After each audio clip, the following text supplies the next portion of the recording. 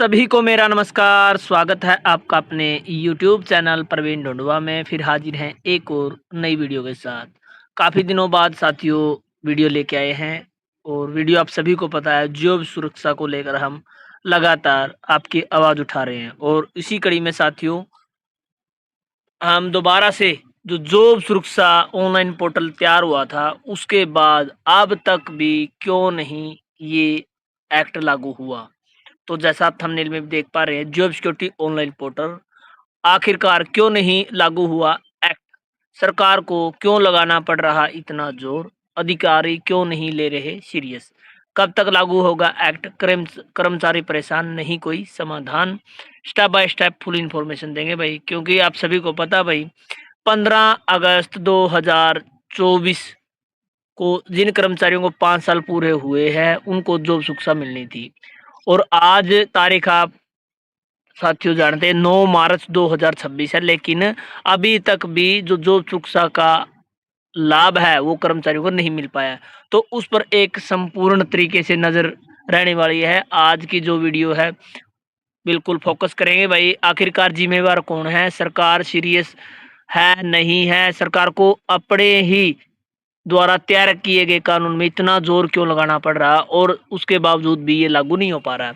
तो वीडियो को लास्ट तक आप जरूर देखें। और आप सभी से रिक्वेस्ट है भाई, हमारी जो टेलीग्राम आईडी है और फेसबुक आईडी उसको जरूर फॉलो करें। लिंक आपको हर वीडियो के डिस्क्रिप्शन में मिलेगा। चलिए दिखाते हैं आपको पूरी अपडेट। तो साथियों जैसा आप स्क्रीन पर देख पा रहे हैं, ये हमारी फेसबुक पर आईडी है। 5000 प्लस साथी जुड़ चुके हैं। यहाँ पर भी हम सभी प्रकार के कच्चे कर्मचारियों संबंधित अपडेट डालते रहते हैं। तो सभी साथी ज़्यादा ज़्यादा इसको भी फॉलो करें और यहाँ पर भी आकर अपना साथी सपोर्ट बनाए रखें। धन्यवाद। तो साथियों जो आप स्क्रीन पर देख पा रहे हैं, हमारा टेलीग्राम ग्रुप है कच्चे कर्मचारियों की आवाज़ के नाम से। 2000 प्लस साथी जुड़ गए हैं। सभी प्रकार की इन्फॉर्मेशन यहाँ पर देखने को मिलती है। तो सभी साथी इसको एक बार ज्वाइन कर लें। लिंक आपको वीडियो के डिस्क्रिप्शन में मिलेगा। तो साथियों जैसा आप स्क्रीन पर देख पा रहे हैं, दैनिक सवेरा टाइम्स में आज ये खबर छपी है। और हम सबसे पहले तो धन्यवाद करते हैं जो दैनिक सवेरा टाइम्स के संपादक है डॉक्टर सुरेंद्र धीमानजियों का, जो लगातार हर किसी दिन कच्चे कर्मचारियों को आवाज उठा रहे हैं। चाहे वो जॉब सुरक्षा का मैटर हो, कच्चे कर्मचारियों को किसी भी तरह का कोई यदि मैटर है तो उसको सबसे पहले प्रकाशित करने का काम करें। तो सबसे पहले धन्यवाद हम करते हैं। तो आप देख लीजिए साथियों, कानून बनने के बावजूद जॉब सिक्योरिटी देने के लिए सरकार को इतना जोर क्यों लगाना पड़ रहा है? बात भी सही है भाई, जब सरकार ने कानून ही बना दिया उसके बावजूद भी सरकार का इतना जोर क्यों लगाया है कि जॉब सुरक्षा एक्ट लागू हो, और वो लागू नहीं हो पा रहा। तो गलियारों में चर्चा हो रही है कि जब मुख्यमंत्री नायब सिंह सैनी ने 15 अगस्त 2024 तक 5 साल की सर्विस पूरी कर चुके अस्थायी कर्मचारियों को जॉब सिक्योरिटी देने का कानून बन चुका है, तो भी जॉब सिक्योरिटी देने के लिए सरकार को इतना जोर क्यों लगाना पड़ रहा है? तो पूरी नज़र क्या है साथियों मैटर पर।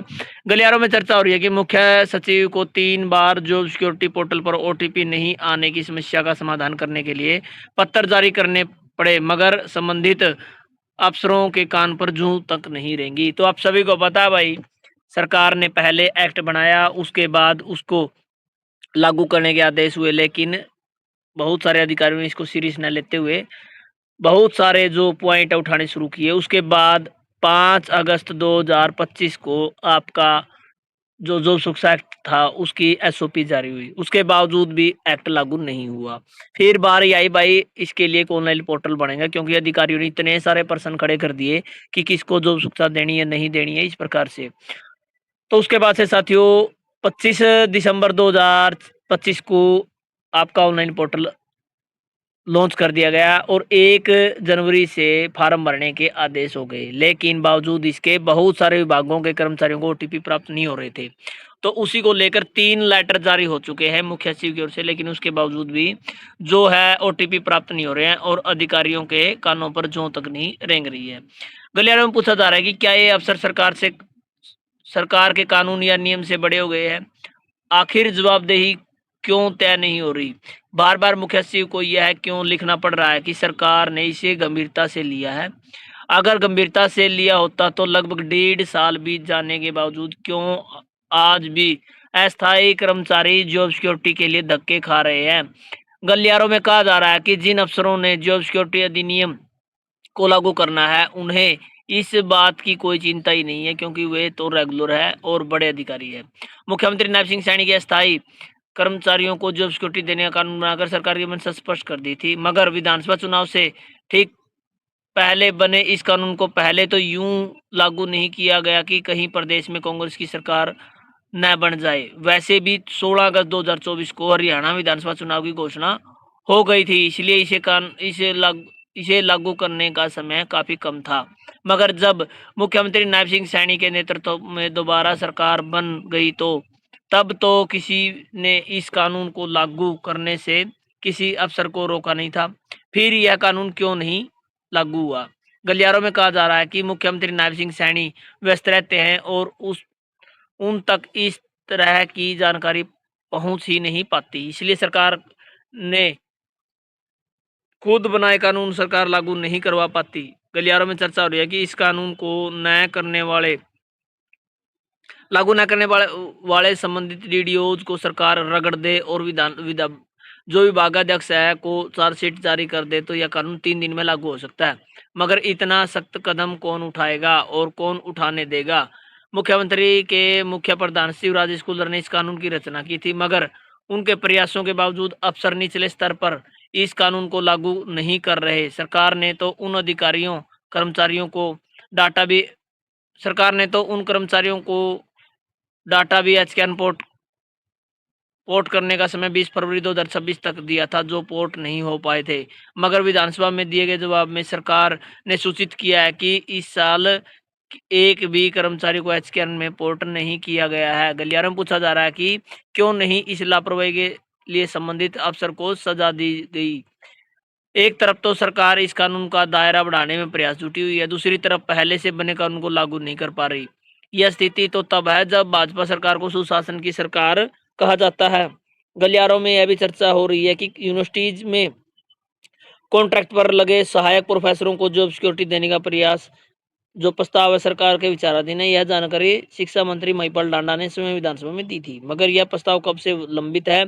यह प्रस्ताव कब तक विचाराधीन रहेगा? इसी तरह सरकार ने यह भी स्पष्ट कर दिया है कि अभी 5 साल की सेवा पूरी होने की तिथि 15 अगस्त 2024 ही रहेगी। अभी उसे बढ़ाकर 15 अगस्त 2026 या 15 अगस्त 2025 नहीं किया जाएगा। तो साथियों, आप सभी ने मैटर देख लिया भाई, किस प्रकार से वो अधिकारी और जो बड़े अफसर है, जो रेगुलर है, वो सरकार से बड़े हो चुके हैं। वो किसी भी सरकार के लेटर को सीरियस नहीं ले रहे हैं, चाहे वो मुख्य सचिव का लेटर हो या सरकार की कोई घोषणा हो, क्योंकि आप सभी ने देखा हुआ लगभग 1.5 साल का समय बीत चुका है और अभी तक भी जो आपका जॉब सुरक्षा एक्ट है वो लागू नहीं हो पाया है।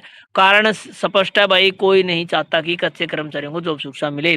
कभी ओटीपी का झंझट, कभी एक्सपीरियंस का झंझट, कभी ये कभी वो, इस प्रकार से जो जॉब सुरक्षा बीच में अटक के रह गई है।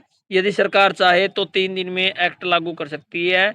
उसके लिए जो संबंधित अधिकारी है या विभागाध्यक्ष है, उनको सरकार को लताड़ लगानी होगी, चार्जशीट करना होगा, लेकिन ऐसा सरकार नहीं कर रही, या जानबूझकर नहीं कर रही पा रही, या मुख्यमंत्री जी व्यस्त हैं, ये अभी कुछ नहीं कहा जा सकता। जबकि बहुत सारे कर्मचारियों को पोर्ट करने के आदेश हुए थे 20 फरवरी 2026 को, लेकिन अभी तक भी वो पोर्ट नहीं हुए हैं।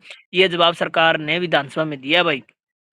उसके अलावा ये तो बात तब तक है जब जो भाजपा सरकार को सुशासन की सरकार कहा जाता है।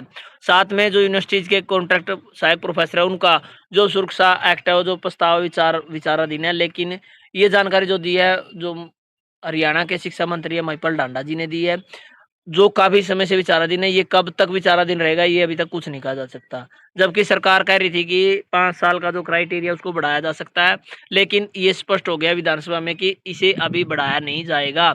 अभी जो क्वालिफाइंग डेट है वो 15 अगस्त 2024 ही रहने वाली है, न 15 अगस्त 2025 होगी, न ही 15 अगस्त 2026 करने पर कोई विचार है। तो आपकी क्या राय है भाई, कौन से अधिकारी हैं वो, और सरकार को क्या इस पर एक्शन लेना चाहिए जिससे कच्चे कर्मचारियों को धक्के न खाने पड़े? तो अपनी राय सभी कमेंट के माध्यम से जरूर दें। धन्यवाद। वीडियो देखने के लिए आपका दिन शुभ हो।